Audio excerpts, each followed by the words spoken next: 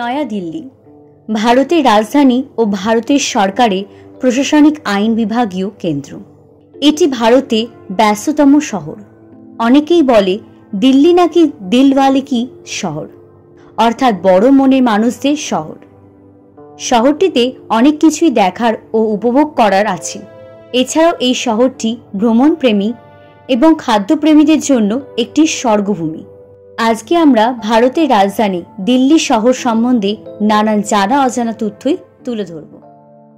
নয়া দিল্লি প্রাচীন দিল্লি মহানগরের একটি অংশ। ভারতের উত্তর পশ্চিম অংশে যমুনা নদীর তীরে অবস্থিত শহরটি আয়তন 1483 বর্গ কিলোমিটার। নয়া দিল্লি মোট জনসংখ্যা প্রায় 3,38,00,000। এখানকার অধিকাংশ মানুষই হিন্দু ধর্মাবলম্বী, তবে মুসলিম, খ্রিস্টান, শিখ, বৌদ্ধ ও অন্যান্য ধর্মের মানুষেরাও বসবাস করে এখানে।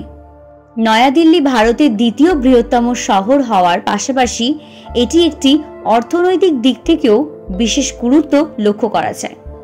1947 সালে ভারতের স্বাধীনতা লাভের পর নয়াদিল্লি হয়ে ওঠে ভারতের নবগঠিত ভারতীয় প্রজাতন্ত্রের রাজধানী।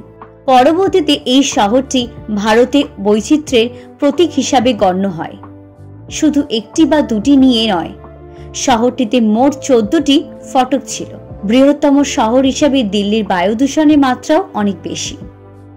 প্রতি বছর বাতাসে ঠান্ডার আমেজ আসতে না আসতেই দিল্লির গ্যাস চেম্বারে পরিণত হয়। ভয়াবহ বিস্ময় হলো এখানে এত পরিমাণে বায়ু দূষণ হয় যে 30,000-এরও বেশি মানুষের শরীরে ক্ষতি হয় এই বায়ু দূষণের ফলে। তবে আকর্ষণীয় বিষয় একটি হলো এটি পৃথিবী গ্রিন সিটিগুলোর মধ্যে একটি। পরিবহন ব্যবস্থার দিক থেকে দেখতে গেলে নয়া দিল্লি আর এক বিস্ময় হলো এই মেট্রো রেল। দিল্লি মেট্রো বিশ্বের 12তম বৃহত্তম মেট্রো নেটওয়ার্ক। প্রতিদিন 24 লক্ষ মানুষ দিল্লি মেট্রো ব্যবহার করে। সকল ধর্মের মানুষেরা এখানে বসবাস করে। বিভিন্ন ধর্মের মানুষ থাকায় এই শহরে উৎসবগুলো নয়াদিল্লির সাংস্কৃতিক ক্যালেন্ডারে এক গুরুত্বপূর্ণ ভূমিকা পালন করে। এখানে দীপাবলি, ঈদ, ক্রিসমাস, হোলি এবং অন্যান্য উৎসবগুলি আনন্দের সাথে পালিত হয়। বিভিন্ন উৎসবের রাস্তাগুলো রঙিনভাবে সেজে ওঠে এবং ভিড় জমজমাট থাকে।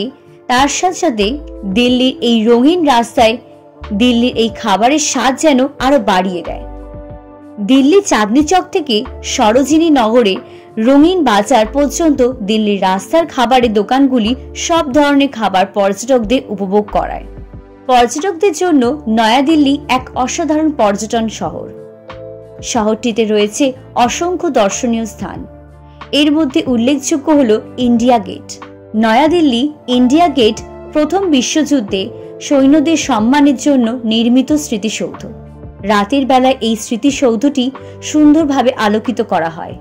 দিল্লির আরেকটি অসাধারণ দর্শনীয় স্থান হল পুরনো দিল্লিতে আছে লাল কেল্লা, যা লাল দুর্গ নামে পরিচিত।